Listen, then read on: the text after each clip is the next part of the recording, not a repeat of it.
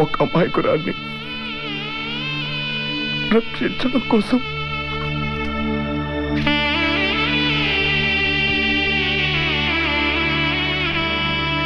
నేను క్షమించరాని తప్పులు చేశాను. ఆ తప్పులకి నరకంలో ఉన్న శిక్షలన్నీ అనుభవిస్తాను. కానీ నా మహిని కాపాడుకోవడానికి నా చావుని ఒక్క అరగంట పండించాలు.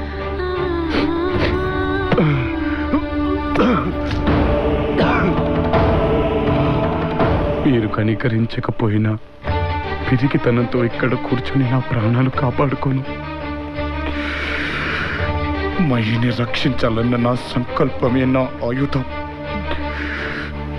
దానితోనే ఆఖరి క్షణం వరకు, నా ఊపిరాగిపోయేంత వరకు పోరాడతాను.